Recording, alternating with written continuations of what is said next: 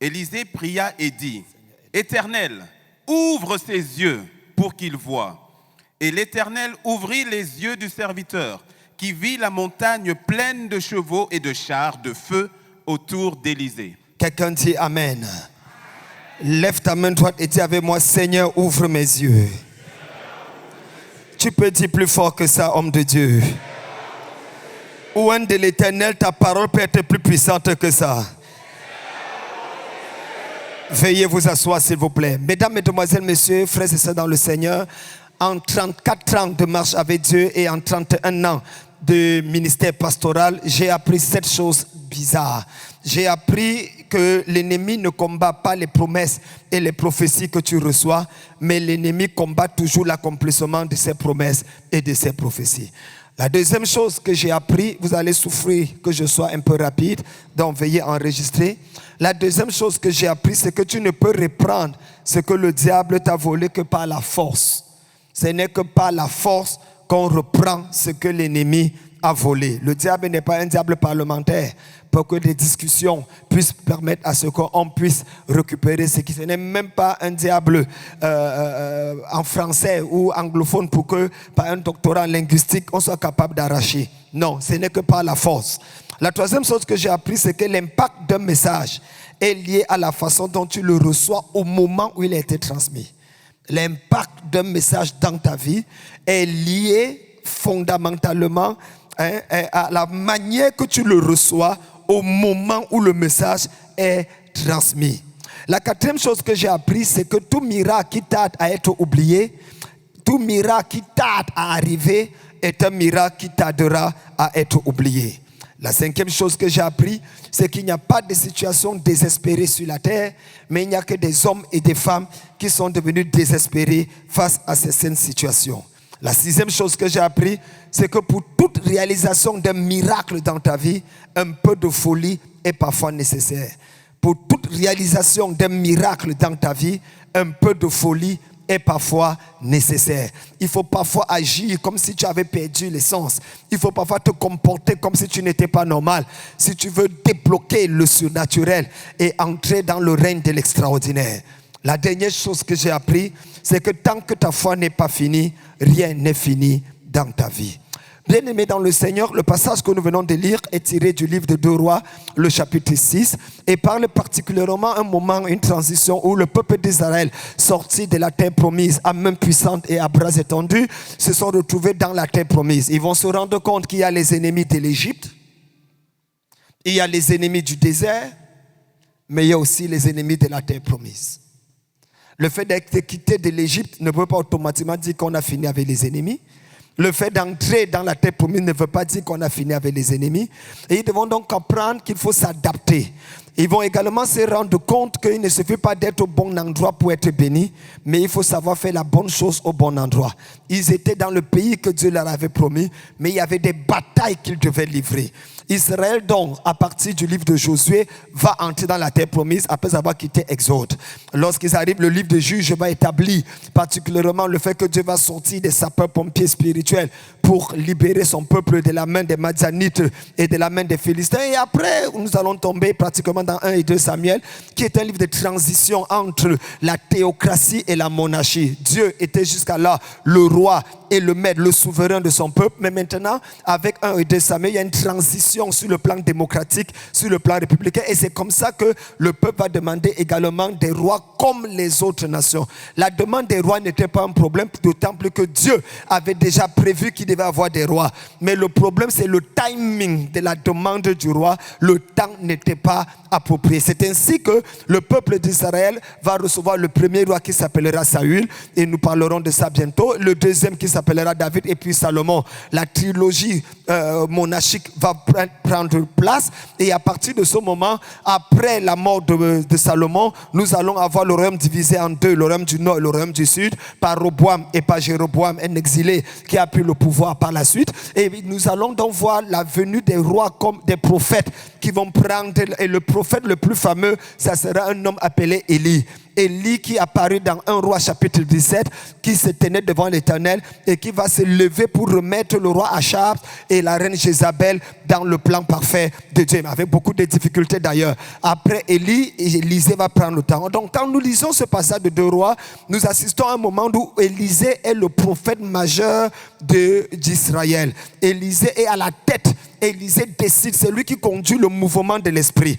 Alors, à un moment donné dans sa vie, il vient juste un chapitre avant de pouvoir maudire Géasi à cause de l'histoire dont nous avons parlé. Est-ce le temps de prendre des offrandes? Quelque temps après, au chapitre 6 qui commence, nous allons voir que Élisée se retrouve avec des fils des prophètes. Des fils des prophètes qui vont lui dire, l'endroit où nous sommes est devenu très restreint.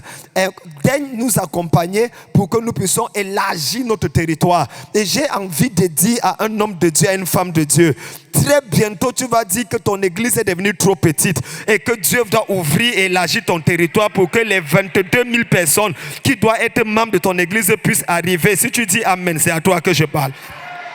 Celui qui dit Amen plus fort, il reçoit la parole.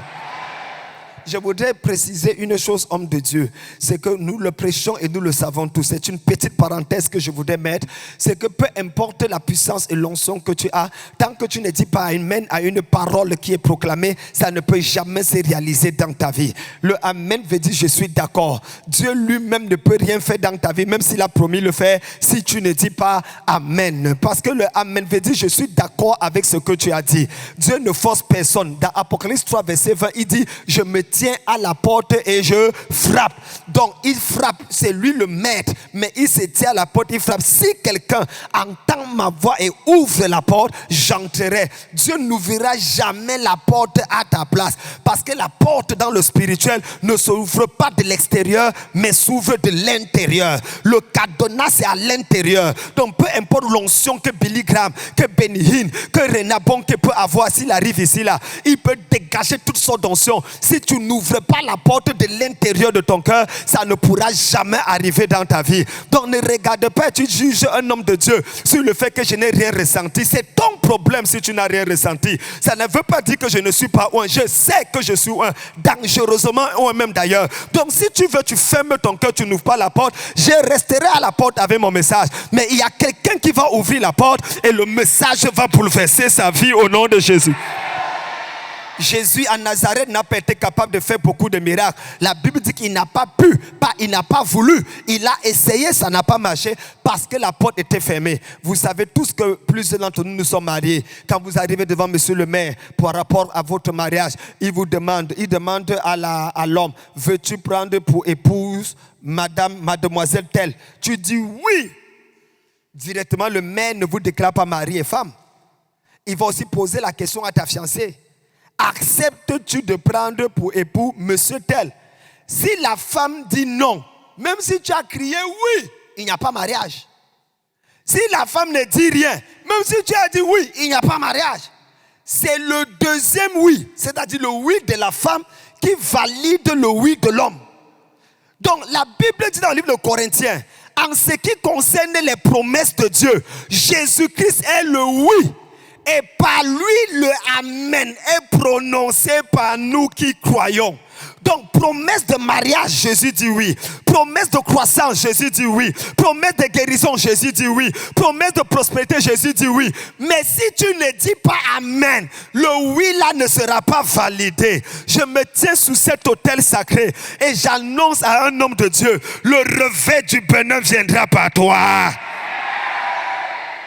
Sois jaloux. Dans le règne spirituel, être gentil est un péché. La gentillesse n'est pas un fruit de l'esprit. Les saintes vierges sages, on dit aux saintes vierges folles, nous ne pouvons pas partager avec vous votre huile. Allez vous-même acheter. Il y a des choses qu'on ne partage pas. On ne partage pas son amen. On ne partage pas sa prophétie. C'est pour ça que celui qui dit encore amen fort, Dieu l'utilisera pour bouleverser.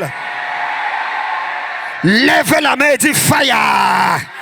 Lève la main et dis fire. Il est donc important, si nous avons compris le décor, que chaque fois qu'une parole sera prononcée, ne regardez pas le jeune homme de 58 kilos et demi qui est là parce que je suis à presque 60 kilos parce que j'ai mangé dans un restaurant aujourd'hui et ça a augmenté le nombre de kilos que je devais avoir. Donc si je me pèse, peut-être il y a 60, mais je sais que demain ça va redescendre à 58 kilos parce que je me connais bien. Donc essayez de regarder au-delà de ça et c'est d'ailleurs le thème de mon message. Donc Élisée donc est l'homme de la situation. Et après quelque temps, le peuple de Syrie, d'ailleurs, il dit l'endroit est petit, mais le peuple de Syrie arrive pour faire la guerre contre Israël. Dans ce processus de la guerre, la Bible dit que chaque fois qu'il dit « je vais attaquer par le Ghana », et Élisée va dire au roi, mets les gens à la frontière du Ghana, car les terroristes vont venir par là-bas. Et c'est comme ça qu'il sera dit. Il dit maintenant, je vais attaquer par le Togo. Élisée va dire au roi, envoie les gens surveiller la frontière du Togo. Je vais attaquer par le Ghana. Envoie les gens vers le Ghana. Finalement, le roi dit, ça c'est quelle histoire? Comment le roi d'Israël fait pour savoir exactement tous mes plans?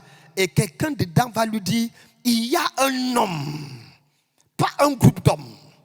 Il y a une personne en Israël. Il est capable de dire même ce que le roi fait. La position de Tutunya que le roi a fait avec sa femme. Il est capable de dire ça. Il a dit quoi? Qui est cette personne? On dit c'est Élisée. Maintenant, Élisée était devenu l'ennemi numéro 1. Parce qu'on ne pouvait pas battre Israël tant qu'Élisée était là. Ma prière, c'est qu'au Bénin, quelqu'un se lève et que le diable sait qu'on ne peut pas toucher le Bénin tant que la personne est vivante au Bénin. Si tu dis Amen, je sens que c'est de toi que je parle aujourd'hui. C'est impossible d'attaquer. Donc les batailles contre Israël se sont arrêtées. L'ennemi numéro 1 est devenu Élisée. Il faut l'arrêter, il est à Dothan. Le temps me manque pour parler du mystère de Dothan. L'endroit où on a vendu Joseph quand il est parti donner à manger à ses frères. Mais ce n'est pas là mon message aujourd'hui. Alors quand on a envoyé l'arrêter, la Bible dit qu'on a envahi toute la ville de Samarie. Sur place là-bas. Kaba Shakaba. Le matin, le serviteur d'Élisée se réveille, le remplaçant de Géasi. Il regarde, il commence à crier, Maître, Maître, c'est grave, on est fini. Il regarde Élisée, Élisée est en train de se brosser les dents avec un cuidant. Maître, Maître, on est fini. Élisée dit, chauffez-moi le thé, je veux boire. Maître, il se retourne, il regarde le maître. Il dit, mais tu ne vois pas tout ce que là? Et Élisée de répondre, ceux qui sont avec nous sont plus nombreux que ceux qui sont contre nous. J'ai envie de dire à quelqu'un qui pense qu'il est incompris au Bénin, j'ai envie de dire à quelqu'un que son ministère est combattu, tu n'es pas seul. Ceux qui sont avec toi sont plus nombreux que ceux qui sont contre toi. Oh my God, je ne sais pas à qui je parle. J'ai envie de parler à un homme de Dieu, à une femme de Dieu. Parfois on te regarde, on dit tu veux montrer que quoi? Tu veux dire que tu es plus que qui? Reste tranquille. Ceux qui sont avec toi sont plus nombreux que ceux qui sont contre toi. Et j'ai dit tu vas réussir. Et j'ai dit tu vas vaincre. Et j'ai dit tu apporteras le réveil. Celui qui dit le plus grand Amen, il est le premier à prendre. Et c'est comme ça que le monsieur va regarder. Il regarde, il touche la tête d'Élisée pour voir si son maître n'a pas pris les paracétamol. Et si il se rend compte que sa température est normale. Et le maître, voyant la difficulté de son serviteur, va faire la prière qui est le thème de mon message. Seigneur, ouvre ses yeux. Ne se peut-il pas que nous passions le temps à nous agiter, à trembler? Ne se peut-il pas qu'on soit peureux par rapport à un gouvernement, par rapport à une situation, par rapport à une maladie, par rapport à un démon, par rapport à une hostilité, simplement parce que nos yeux ne sont pas ouverts? Est-ce que notre langage est défaitiste? Est-ce que notre langage est rationnel ne trahit pas le fait que nos yeux sont fermés. Est-ce que notre langage de laissons parler la raison, est-ce que notre langage humain n'est pas juste le reflet du fait que nos yeux spirituels sont fermés? Comment au milieu d'une telle hostilité, un homme peut être à 37 degrés? Parce qu'il avait vu ce que les autres n'ont pas vu.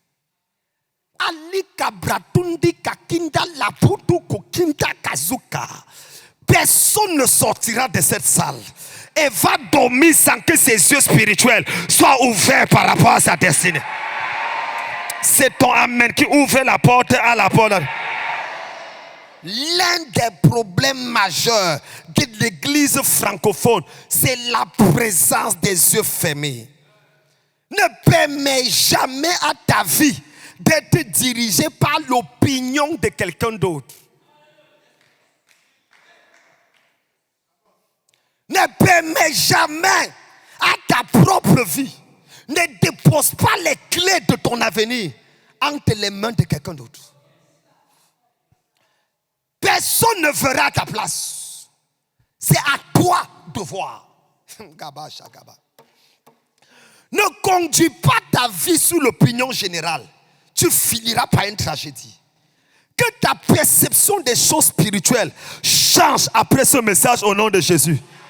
Parce que ce que tu ne peux pas voir, tu ne peux pas posséder.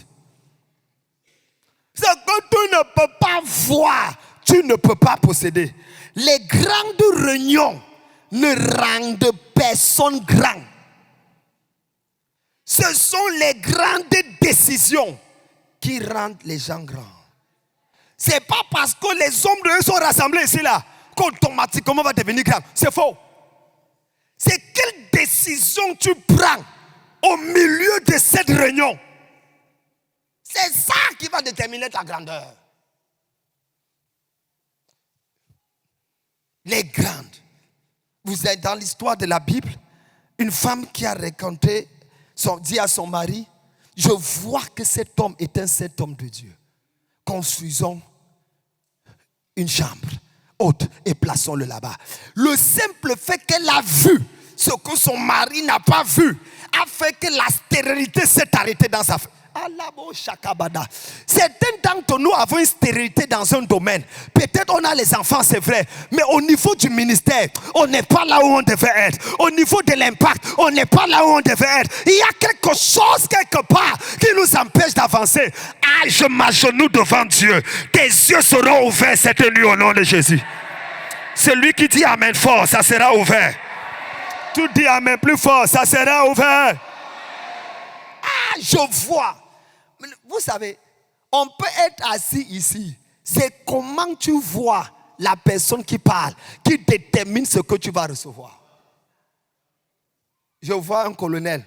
Ah, attends-toi à avoir ta graduation d'aspirant à sergent.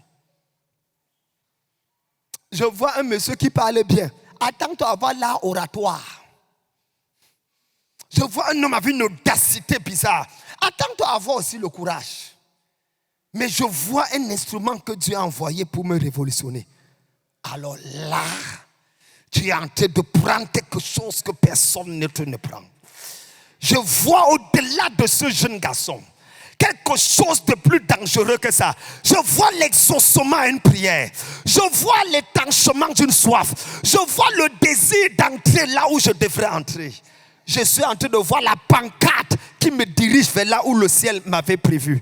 Je prie pour toi aujourd'hui. Pendant que ta main est levée, ton ministère ne sera plus jamais pareil après ce. Celui qui dit amen, c'est celui qui prend la chose.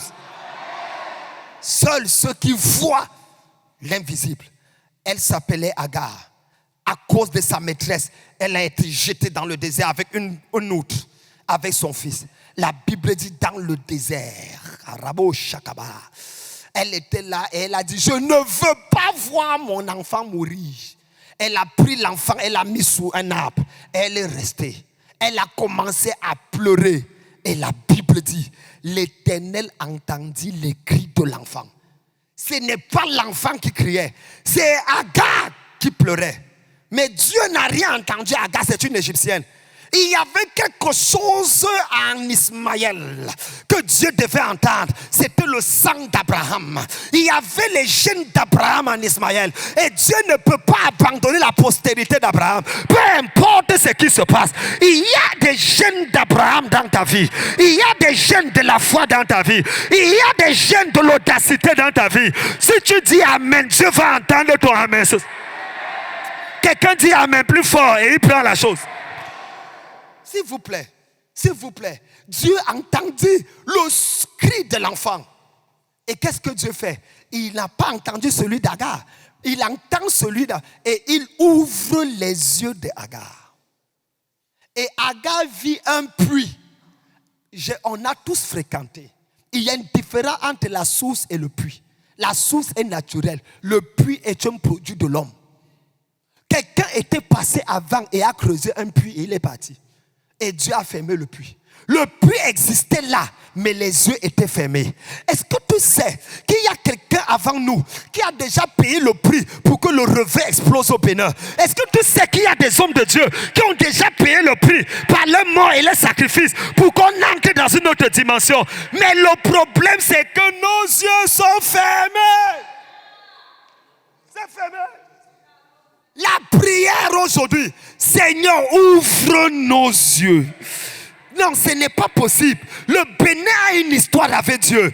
Le Bénin a connu des grands hommes de Dieu. Il y a des gens qui ont sacrifié leur vie ici au Bénin, qui ont confronté la sorcellerie, ils sont devenus forts. Il y a des personnes qui... Il y a un manteau au Bénin et on doit prendre ce manteau pour avancer. Celui qui dit Amen, il arrache le manteau. Celui qui dit Amen fort, il arrache. Quelqu'un de fire. Hey! Hey! Hey! Il y a un manteau. Il y a quelque chose. Je ne sais pas si... Écoute, je peux m'exciter comme tu veux. Certains vont regarder et dire, mais le monsieur là, qu'est-ce qui le fait être passionné comme ça? J'ai 160 églises environ. Donc, je prêche depuis 31 ans. Ce n'est pas jeune prédicateur. Mais si tu me vois comme ça, c'est que j'ai vu quelque chose. J'ai vu quelque chose. L'histoire du Bénin ne sera plus jamais la même. J'ai vu quelque chose. Il y a quelqu'un ici, je ne sais pas qui est la personne. Mais avant la fin de cette année, quelque chose va se passer sur le territoire du Bénin. Tu vas réécrire l'histoire du Bénin. Tu vas refabriquer l'histoire du Bénin. Celui qui dit le plus long Amen, il reçoit le premier. Quelqu'un dit yes. Fais comment, dis yes. Dis yes. C'est comme si tu as marqué un but et tu dis yes. Parce que si tu crois, tu verras la gloire de Dieu. Tu reçois avant de voir. Quelqu'un dit amen et je continue. Non, dis amen plus fort et je continue. Mais quand j'en parle, les gens se demandent, mais pourquoi tu parles comme ça? Mais c'est pas moi. Je prêchais, quelqu'un m'a dit, tu nous accuses, nous les hommes de Dieu, d'être aveugles. Hey. J'ai dit, c'est pas moi qui ai dit ça. Ouvre ta Bible dans Ésaïe. Le livre d'Ésaïe, chapitre 42, le verset 19. Le Seigneur dit, qui est aveugle comme mon serviteur? C'est pas moi. Qui est sourd comme mon messager? C'est Dieu lui-même qui dit que son serviteur est aveugle. Ésaïe 42, verset 19. Donc je ne fais que dire ce que Dieu dit. On est aveugle quelque part. Il y a quelque chose qu'on n'arrive pas à voir. Vous savez, quand vous lisez la parole de Dieu, il y a un passage que Jacob a dit. Jacob dit, Dieu était ici et je ne le savais pas. Cette parole me fait peur. Dieu peut être quelque part et tu ne le sais pas. Ça veut dire Dieu peut être quelque part et tu n'es pas conscient par des vibrations positives, par une notion apostolique et prophétique. Dieu peut être quelque part. Ne me regarde pas comme ça. La divinité était à Jérusalem et les gens continuaient à aller au marché comme si de rien n'était. Ne me regarde pas comme ça. La parole incarnée était sur la terre et les gens continuaient à vivre leur vie. Dieu était là. question est celle de savoir, est-ce qu'après cette semaine, tu sauras que Dieu est passé ici? Est-ce que tu es conscient que peut-être, je ne veux pas être présomptueux, peut-être Dieu a créé ce climat d'aumônerie pour pouvoir parler, pour pouvoir faire quelque chose, pour pouvoir introduire quelque chose. Parce qu'il savait que si nous convoquait, nous n'allons jamais venir ensemble. Mais il fallait créer quelque chose, un alibi. Dieu dit à Samuel, il dit à Samuel, va oindre David. Samuel dit à Dieu, si je pars, Samuel va me tuer. Il dit, va dire que tu es venu offrir un sacrifice. C'est un prétexte que je te donne afin d'établir le roi. Je sens dans mon cœur qu'il y a un David ici. Et Dieu a envoyé le prétexte de l'aumônerie afin de déclencher la gloire qui était cachée dans la vie de son serviteur. Si c'est à toi que je parle, ton amen sera différent des autres. Si c'est à toi que je parle, ton amen sera différent des autres. Quelqu'un dit, Seigneur, ouvre mes yeux. Parle fort, Seigneur, ouvre mes yeux. Nous avons besoin de voir quelque chose. Nos yeux doivent s'ouvrir. Et ce n'est pas seulement une question de nos yeux physiques. En fait, la réalité est que nos yeux sont fermés parce que notre ciel est fermé. Quand vous lisez l'écriture dans l'évangile de Marc, le chapitre 7, la Bible dit que Jésus, on apporta un homme aveugle et sourd à Jésus, afin qu'il puisse prier pour lui. Vous vous rappelez, Jésus a mis les doigts dans l'oreille et il a crié « Ephata !» Ouvre-toi.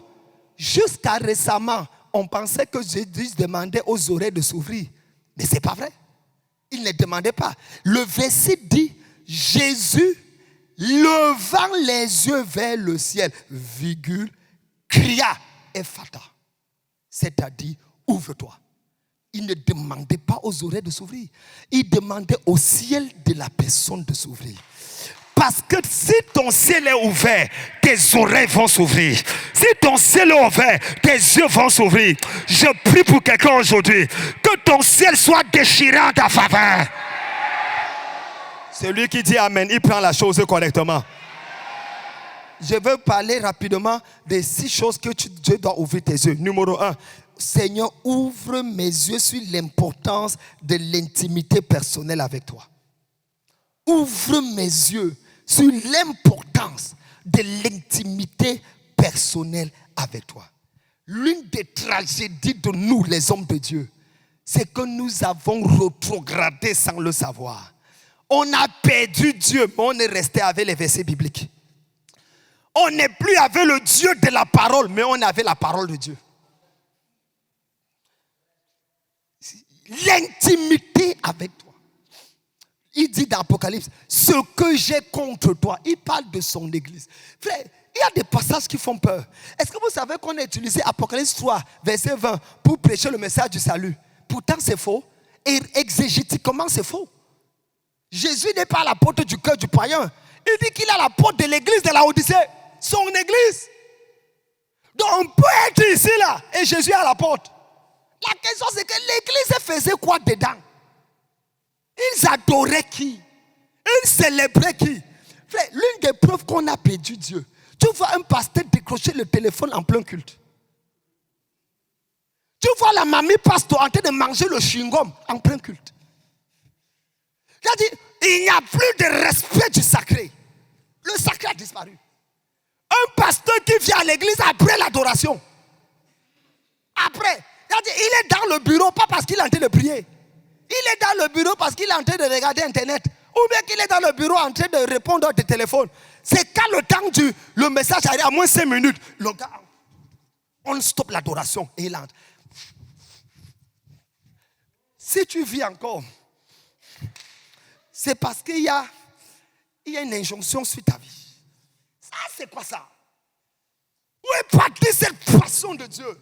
Ce que j'ai contre toi, c'est que tu as perdu ton premier amour. Frère, arrêtons la sorcellerie. Ce qui nous amènera au ciel, ce n'est pas notre maturité. Ce qui nous amènera au ciel, c'est notre premier amour. Les premiers jours, on a rencontré le Seigneur. Nos cœurs brûlaient. Les jours où on sortait, on voulait prier. On prie. Frère, est-ce que vous savez que je connais des pasteurs qui passe une semaine sans prier 1 heure de temps. Je connais les pasteurs qui fait 24 heures, il se lève le matin et il dort sans ouvrir sa Bible. Il y a même des gens ici qui depuis le matin n'ont pas ouvert la Bible. Parlons entre nous, non? On ouvre la Bible pour aller prêcher.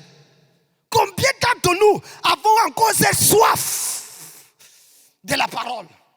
Combien d'entre nous sont versés dans les Écritures comme les Béréens? Ça a disparu. Combien d'entre nous peuvent s'agenouiller? Regarde, tu t'agenouilles pendant 1 heure.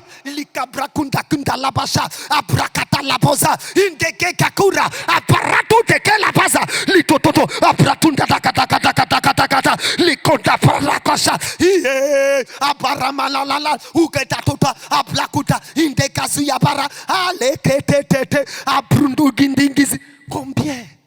On est devenu sophistiqué. On est comme les notables baoulés. On est devenu comme les oncles de Jésus et les tantes du Saint-Esprit.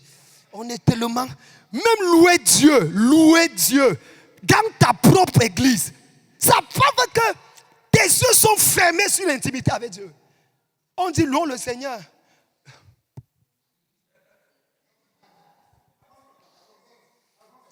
Chorale, danser. Que les jeunes là dansaient. Les jeunes dansaient. À l'époque, nous on dansait. Quand quelqu'un dit à l'époque, tu vois un papa, il n'a même pas encore 80 ans. Il n'a même pas 90 ans. Il dit, oh, on est déjà vieux. Dès que j'entends ça, je dis, Linkumba, Seigneur, tue-le, pardon, tue-le. Tu es vieux comment? Quelle vieillesse? À 90 ans. Oh my God, Caleb a dit, donne-moi cette montagne. Oh, je suis encore frais, prêt à prendre une montagne. Où est parti ça? Regardons la vérité. David, dans toute sa richesse, dansait jusqu'à s'enrouler par terre. Et on se tourne que l'intimité avec Dieu. Regardez Papa Oyedepo, qui danse malgré son âge. Il est tellement riche que la richesse l'appelle riche. Mais il danse. Toi, tu as une vieille voiture qu'une vieille femme allemande avait conduite en Allemagne avant d'envoyer ça ici là. Tu es assis là, même la clim ne donne pas bien. Le mécanicien arrange la clim toutes les semaines. Mais danser devant Dieu, tu dis que je suis le bishop, je suis le pasteur, je suis le père, je suis la mamie pasto. Quelle mamie pasto? Tu meurs, tu pars en enfer. C'est clair. Où est partie l'intimité? Ma prière, c'est que ce dimanche, après la graduation, quand on arrive dans nos églises, que ton pasteur, que tes fidèles voient un autre pasteur, que tu sois le premier à danser, à t'enrouler, tu vas voir que l'atmosphère va s'ouvrir dans ton église. Parce que les brebis, avant de faire, nous regardent. On se connaît. Quand un prédicateur, même quand un pasteur que tu as invité prêche, vous savez, il y a des pasteurs tellement méchants. Ils invitent un pasteur, quand le pasteur prêche, il corrige. Il ne dit jamais amen, il corrige. Et le pasteur, même le chrétien me dit amen. Mais il regarde le pasteur tellement il dit, oh, c'est sûr que ce qu'il dit là n'est pas bien. Alors que c'est toi qui as invité ton orateur. Sois le premier à bondir. Sois le premier à l'encourager. Sois le premier. Si c'était la compétition, pourquoi tu l'as invité? Pourquoi? Ma prière, c'est que ça change. Ma prière, c'est que ça change. Reçois l'onction de la louange au nom de Jésus. Papa, c'est le rhumatisme. Quel rhumatisme? C'est quel rhumatisme? C'est parce que tu as perdu Dieu. Un homme de Dieu qui ne loue pas Dieu a perdu Dieu. Dieu est au nord, au pôle nord. Lui, il est au pôle sud. La distance qui les sépare est une dialectique. Incapacité de se retrouver un jour. Seigneur, ouvre mes yeux. Quelqu'un dit, Seigneur, ouvre mes yeux. Dis-le fort, dis, Seigneur, ouvre mes yeux. Dis-le fort, dis, Seigneur, ouvre mes yeux. Avant d'aller au deuxième point rapidement, est-ce que vous savez que Joseph et Marie sont allés avec Jésus au temple et en rentrant, ils ont perdu Jésus? C'est dans notre Bible. Ils sont allés avec Jésus. En rentrant, ils pensaient que Jésus était avec eux. Tu peux aller à l'église avec Jésus. Le pasteur te fait perdre Jésus, mon frère. Quel est le message qu'on a prêché le jour-là? Au point où Jésus a dû rester pour corriger le message. Joseph et Marie sont rentrés pensant que. Ça ne vous rappelle pas l'histoire de Samson? Il pensait que Dieu était encore avec lui. Je vais me retirer comme les autres fois. Je vais vaincre comme les autres fois. Il ne savait pas que Dieu s'était retiré de lui. Homme de Dieu. Ce n'est pas le parler en langue qui prouve que Dieu est encore avec nous. Certains d'entre nous, on tombe dans le péché. On finit de commettre l'adultère ou la fornication, on se lève. On fait, ça marche encore. Donc Dieu est encore là. Ce n'est pas parce que tu as parlé en langue que Dieu est encore là. C'est pas vrai. Dieu peut être parti depuis, mais tu parles en langue, ça fait des miracles. L'intimité avec Dieu. Moi, j'ai une seule question pour passer au deuxième point. Quelle est ta relation avec Dieu maintenant par rapport à quand tu venais de croire? Parlons peu, parlons vrai. Je connais des pasteurs qui ont vécu avec 2 femmes, 3 femmes pendant des années. Et Dieu... et l'église grandissait. Paul dit que je crains qu'après avoir prêché aux autres, moi-même, je ne sois rejeté. Donc Dieu va t'utiliser pour prêcher. Même moi, je peux vous parler comme ça, Dieu me rejette. Est-ce que Dieu est l'ami de quelqu'un? Dieu n'est pas l'ami de quelqu'un. Il n'est pas l'ami de quelqu'un. Tu vois que même quand il parle, je suis content. Je suis en train de me crucifier moi-même. Mais la vérité peut être dure, mais c'est la vérité. Et on doit prêcher la vérité. Quelqu'un dit, Seigneur, ouvre mes yeux. Lève ta main, dis, Seigneur, ouvre mes yeux. Lève ta main, dis, Seigneur, ouvre mes yeux. Deuxième point. Seigneur, ouvre mes yeux sur comment on appelle quelque chose qui n'est pas stable? Là. Ouvre mes yeux sur l'instabilité du peuple. Sur l'instabilité de mon peuple. Je parle avec les hommes de Dieu. Frère, certains d'entre nous avons perdu Dieu parce qu'on a mis le peuple comme étant la priorité. On fait tout pour plaire au peuple, pour plaire aux fidèles, pour plaire aux brebis. On fait tout pour plaire au peuple, pour plaire aux brebis. Seigneur, ouvre mes yeux. Tout pasteur qui prêche pour garder les fidèles est fini. À un moment donné, on doit t'abandonner. À un moment donné. Jésus a dit à Pierre, m'aimes-tu? Pierre a dit oui. Il dit, paie mes brebis. Il n'a pas dit, aime mes brebis. C'est moi que tu dois aimer. Mes brebis, il faut les perdre. Il n'a pas dit, m'aimes-tu? Il dit, aime mes brebis. Ne les aime pas, tu auras gourmand. Si tu aimes les brebis, tu vas avoir crise cardiaque. Tu vas avoir les problèmes de cœur. Tu ne vas pas t'en sortir. Paie-les. Aime Dieu et paie-les. Aime Dieu, mais paie-les. Tu n'es pas obligé d'avoir une histoire d'amour avec eux. Et c'est très important. Qu'est-ce qui a fait que Moïse sera dans la terre promise? Qu'est-ce qui a fait que Moïse sera dans la terre promise? Lisons la Bible. C'est le peuple. C'est le peuple. Quand le peuple a péché, Dieu a dit, je vais détruire ce peuple. Moïse a dit, il a pris comme son chapeau de l'aumônier, il a tapé à terre. Bam! Il dit à Dieu, ici tu ne bouges pas. Dieu dit, c'est quoi? Il dit, si tu ne pardonnes pas, je n'entre pas au ciel. Efface mon nom du livre de vie.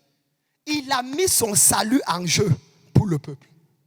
Et Dieu était obligé de pardonner. Maintenant, quand Moïse a péché, nulle part le peuple n'a prié pour Moïse. Nulle part le peuple n'a dit, oh Dieu, on n'avance plus. Tant que tu ne nous ramènes pas notre Moïse. Personne. Et Dieu n'est pas fou, hein? Dieu ne voulait pas tuer Moïse. La preuve, Dieu dit à Moïse, d'ailleurs c'est Moïse même qui s'est suicidé. Moïse s'est suicidé. Moïse s'est suicidé. Je ne vais pas vous montrer que Moïse s'est suicidé. Dieu lui a dit, le jour où tu iras à la montagne là, tu vas mourir. Moi Moïse, je sais qu'à la montagne, je n'ai pas fait quoi à la montagne. Je vis à la vallée, je reste à la vallée, je construis à la vallée. Puisque je sais que quand je vais à une montagne, je vais mourir. Je ne pars pas à la montagne. Lui aussi, il a kounya, il va à la montagne. Il ne comprend pas souvent certains. L'amour du peuple. Dieu lui a dit d'aller à la montagne, il va mourir. Et tout obéit. Il s'appelait Ézéchias. Dieu lui a dit, donne des ordres à ta maison, tu vas mourir. Il a dit à Dieu que quoi? Je meurs pourquoi? On m'avait dit que tu es un gars méchant. Que quand on te sert, tu nous tues toujours. Voilà la preuve. Il s'est tourné, il a regardé vers le mur. Il dit, Seigneur, je refuse de mourir. Il a ouvert le livre de souvenirs. Et quand il a ouvert, Esaïe était encore à la porte en train de partir. On ouvrait déjà le portail pour qu'il sorte. Dieu l'a arrêté par le col. Il a dit retourne. Le monsieur là a ouvert le livre de souvenirs. J'ajoute 15 ans à sa vie. Je prie pour quelqu'un ici là. Barabo shaka bada baraba. Si tu dis amen, quelque chose va changer en ta faveur. Ça va changer. Frère, parlons peu. Ne meurs pas pour le peuple. Personne n'a prié pour le peuple. Je peux vous choquer. Ne sacrifie pas ta famille pour le peuple.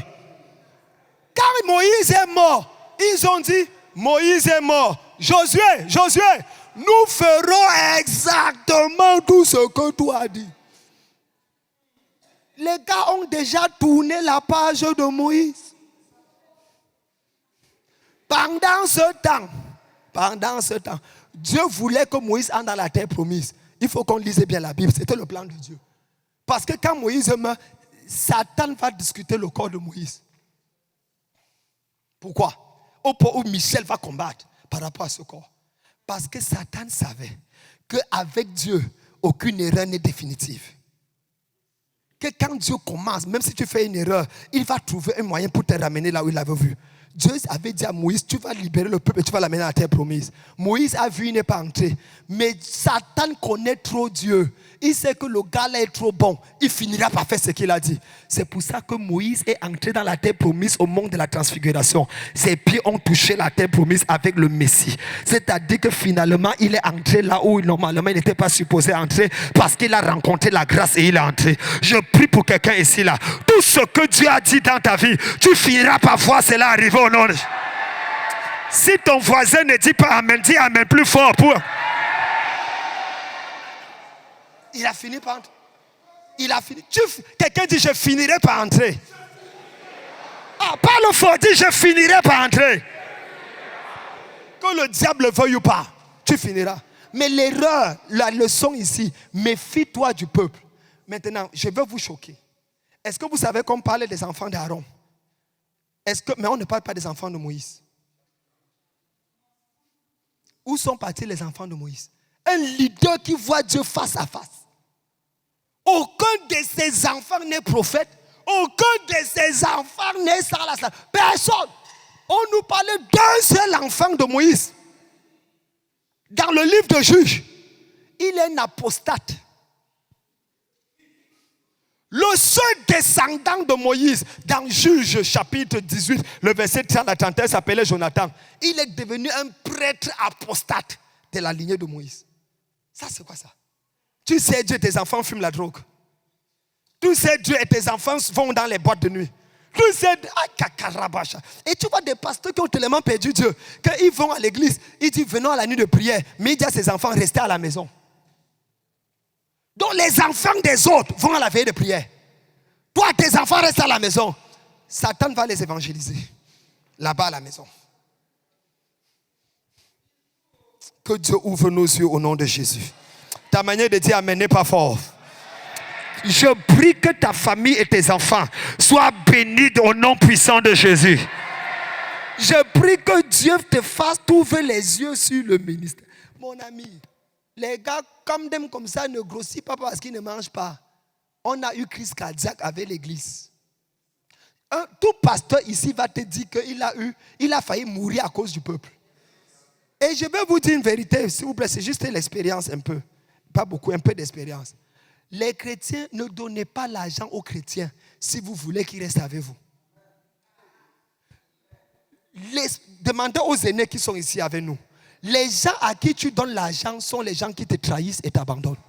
Ce sont même les gens à qui tu ne donnes pas. Les gens même que tu ne fais, c'est eux qui restent et sont fidèles avec toi. Vérifiez. Vérifiez. Vérifiez, non? Les gens que tu as pris chez toi, les gens que tu as payé leur éducation, que tu as préparé le mariage, tu as tout fait. C'est eux qui vont dire après que tu es sorcier. Les personnes même que tu n'as rien fait, ils sont fidèles dans ton église pendant 10 ans. Ne donne pas. C'est pour ça que même les chrétiens les plus fidèles sont ceux à qui tu prends l'argent. Ah, quand tu prends l'argent de quelqu'un, il a tellement sémé dans ton église qu'il dit que je m'en vais encore où? J'ai trop sémé, je ne bouge pas. Tant que je ne vois pas, je dois là-bas avant moi. Donc il est obligé de rester. Tu as vu quelqu'un qui te doit l'argent? Est-ce que vous savez qu'à la banque, quand tu dois 100 000 à la banque, on peut t'arrêter? 200 000. Si tu dois 300 millions à la banque, ou 1 milliard, même si la banque apprend que tu es malade, il va envoyer les médecins te soigner. Oh, quelqu'un n'a pas compris. Ils ne verront jamais la police pour te mettre en prison. Si tu pars en prison, ils n'ont pas leur argent. Donc tout ce qu'ils vont faire, c'est trouver les arrangements. Ma prière pour toi, c'est que tu empruntes devant Dieu au point où il y a besoin de négociations pour que ta destinée puisse changer au nom de Jésus. Celui qui dit Amen 3 fois, il prend la chose. Troisième point. Seigneur, ouvre mes yeux sur les fondations de ma vie. Seigneur, ouvre. Si tes yeux sont ouverts sur les fondations de ta vie, l'histoire sera facile. Oh, le temps me manquerait de parler de l'histoire de Saül. Le temps me manquerait de parler d'un certain nombre d'éléments par rapport aux fondations de nos vies. Vous savez, frère, homme de Dieu, femme de Dieu, il y a des choses, parlons-nous. Je parlais d'un homme de Dieu que je connais, très puissant, mais qui a eu des problèmes dans tout son ministère parce qu'on a négligé les fondations de sa vie. L'onction n'enlève pas le traitement des fondations. Les choses que tu négliges de faire maintenant vont te rattraper demain. Moïse était le plus doux, le plus patient de tous les gens qui existaient sur la terre. Mais Moïse avait une fondation de la tribu de qui? Lévi. Et Jacob avait maudit la colère de Lévi. Donc, il y a des choses que d'autres font. Rien ne leur arrive. Mais toi, tu fais une petite chose comme ça, ça bloque ta vie. Pourquoi? Parce que la chose avait été maudite dans ta famille. Tu vas voir quelqu'un, tu vas voir un homme de Dieu, il vit dans le péché. Il est là d'un image. Toi, essaye. C'est le sida plus qui va entrer directement en toi. Tu dis que, mais Seigneur, les autres, tout le monde. Non. Il y a des choses qu'il faut traiter. Les fondations. Beaucoup d'hommes de Dieu n'ont pas traité leurs fondations. Beaucoup d'entre nous avons négligé les fondations. Et c'est quand on arrive en haut. Vous savez, quand tu construis une maison, c'est encore une simple maison basse. Même s'il n'y a pas de problème, même si la fondation est... Deuxième, tu mets deuxième niveau. Ça commence à faire comme ça. Troisième, quatrième niveau. Paf, ça s'écroule. Tu vas dire, mais pourtant tu peux diriger 100 personnes, 500 personnes avec le niveau de consécration que tu as. Mais essaie d'aller à 800, à 1000, à 2000, à 5000. C'est là où tu vas entendre les réclamations qui vont sortir de nulle part pour pouvoir bloquer ta vie. C'est pour ça que qui veut aller loin ménage ça. Personne ne construit une sans d'abord s'asseoir pour voir si avec le peu qu'il a, il peut s'en sortir. Je me tiens ici pour dire à quelqu'un, toute fondation qui a été établie dans ta vie et qui t'empêchait d'atteindre la gloire, par la vertu de la grâce et de la faveur de Dieu, la fondation est recorrigée en ta faveur au nom de Jésus. Celui qui dit Amen fort, il reçoit la chose. Le juste bénéficie de sa justice parce que la fondation est stable. C'est mathématique, hein? Moins fois plus égale moins. Une mauvaise fondation avec une vie de justice donne une mauvaise vie. Tu vas te rendre compte que le résultat ne correspond pas à tes efforts. Plus fois plus Donne plus. Une bonne fondation avec une vie de justice, ça te fait avancer. Plus une bonne fondation, fois moins une mauvaise vie, ça donne moins. C'est ça, n'est-ce pas? Maintenant, moins fois moins donne plus. Donc c'est pour ça que les sorciers avancent. Ils ont une mauvaise fondation et ils vivent mal. Ils sont méchants et ils réussissent. Parce qu'ils prennent le moins, ils multiplient le moins et ils avancent. Je prie pour toi aujourd'hui.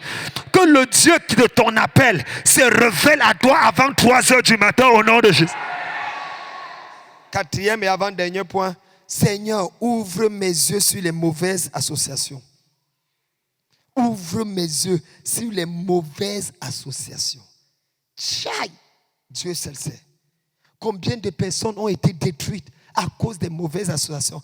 Il y a un passage dans la Bible, dans Luc, chapitre 1, verset 39 à 40. Quelqu'un peut me lire ça, s'il vous plaît? Et puis je donne les derniers points et on va prier. Luc, chapitre 1, verset 39 à 40. La Bible dit, Luc 1, 39 à 40, qui a trouvé ça? Quelqu'un dit Amen. Dans ce même temps, rappelez-vous s'il vous plaît, Marie vient d'être enceinte sans avoir eu des rapports avec un homme. Mais elle ne peut pas rester dans l'environnement où elle est parce que l'environnement ne comprend pas son miracle et ça peut tuer son miracle. Il y a des environnements que quand tu reçois une bénédiction, tu dois quitter cet environnement. Tu dois te séparer de certaines personnes parce que leurs paroles, parce que ce qu'ils disent et font peuvent étouffer ce que Dieu veut faire dans ta vie. Est-ce que je parle à quelqu'un ici? Donc elle voyage pour aller chez qui? Élisabeth. Pourquoi? Parce qu'Élisabeth a reçu le même miracle qu'elle. Le même ange qui a parlé à Élisabeth est le même ange qui lui a parlé. Il dit, tu peux comprendre ce que je vis parce que 6 mois avant, tu as commencé à vivre la même chose. Est-ce que je parle à quelqu'un ici? Maintenant, ce qui me touche, quand elle arrive, verset 40. Verset 40. Moi, c'est pour ça que les gens m'appellent le chirurgien de la parole. La Bible dit, elle entra dans la maison de Zacharie et elle salua Élisabeth. Elle devait entrer dans la maison de Zacharie et saluer Zacharie. Mais elle entre dans la maison de Zacharie et regarde Zacharie. Et dit, le gars, s'il y a une histoire bizarre avec l'ange qui m'avait annoncé ma prophétie.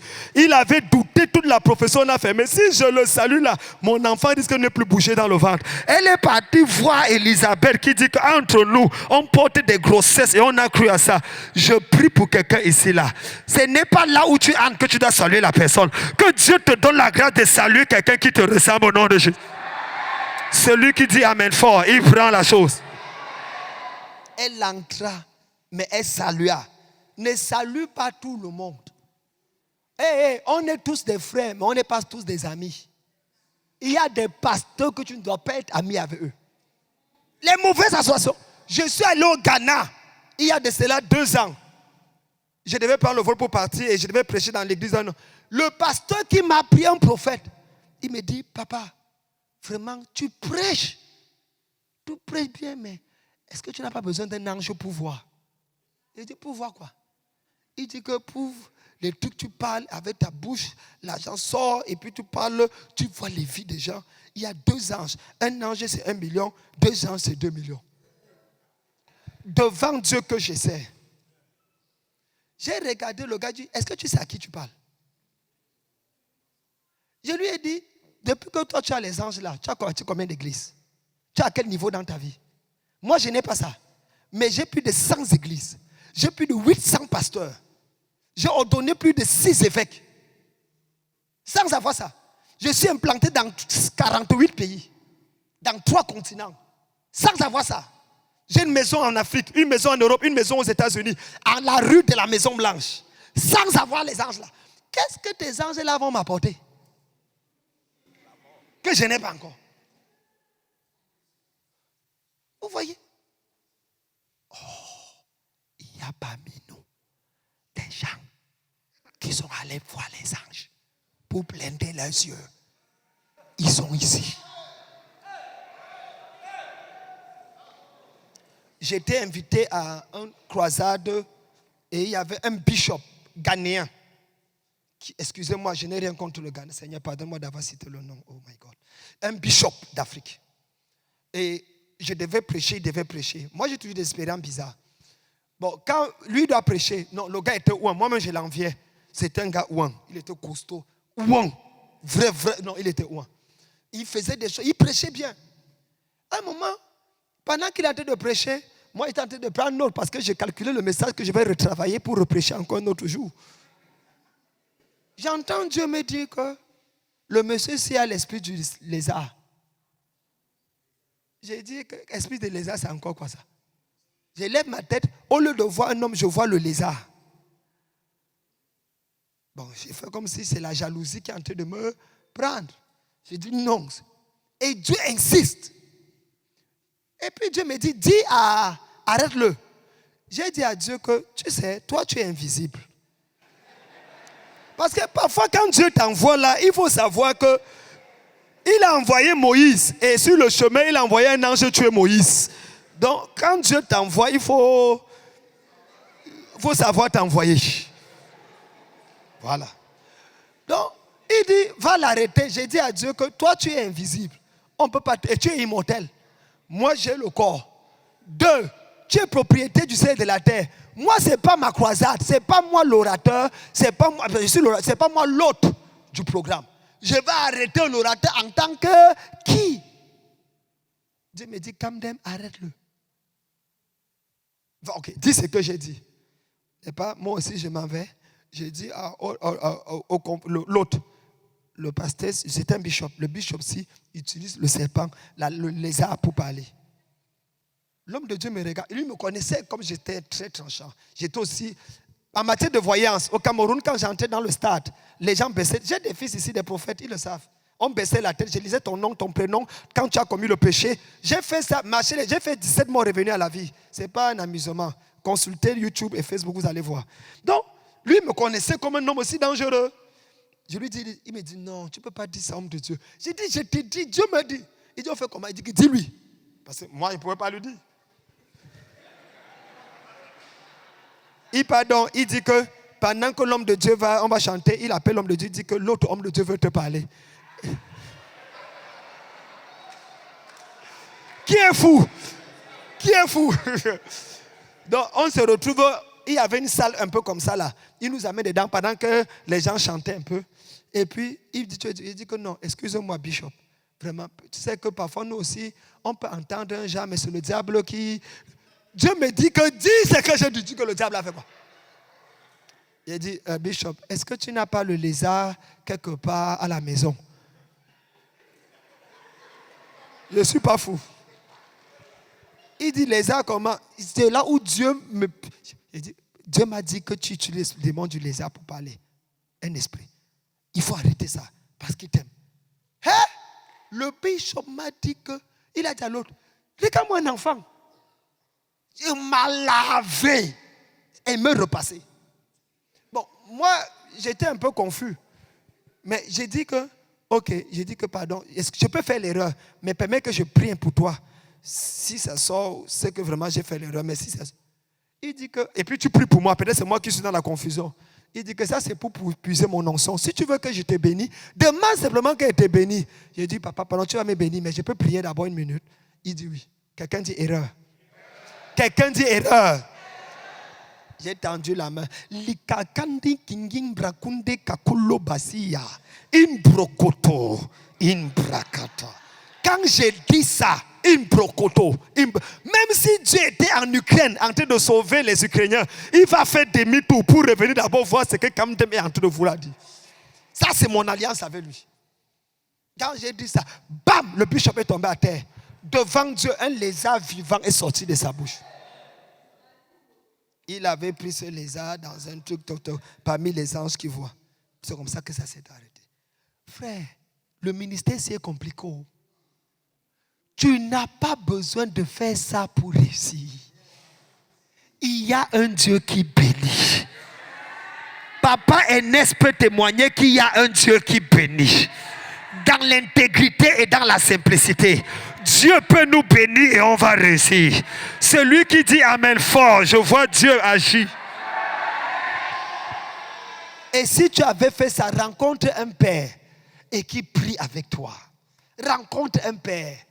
Je vous dis, ça ne paye pas cette histoire. Je préfère encore quelqu'un qui a les faiblesses de la chair que d'avoir d'aller mélanger le diable et Dieu pour dire que non, ça. Est-ce que je peux finir mon message, s'il vous plaît? Oh Seigneur Jésus. Quelqu'un dit les mauvaises associations. Abraham a eu 14 ans de retard à cause de l'autre. Jacob a eu 20 ans de retard à cause de Laban. David a eu 23 ans de retard à cause de ses frères. Ève a mis tous les problèmes dans le monde à cause de la mauvaise connexion avec le serpent. Nous sommes là où nous sommes. Jésus même ne parlait pas avec l'autre. Il allait dire à Sœur Renard, oh, mon temps est fini. J'allais parler de ouvre mes yeux sur la paternité et ouvre mes yeux sur la prospérité financière. Mais par la grâce de Dieu, nous parlerons une autre fois parce que je vois que j'ai pris beaucoup de temps. Je suis désolé. Les 3 autres trucs et le point, nous allons prier. Quelqu'un dit Amen.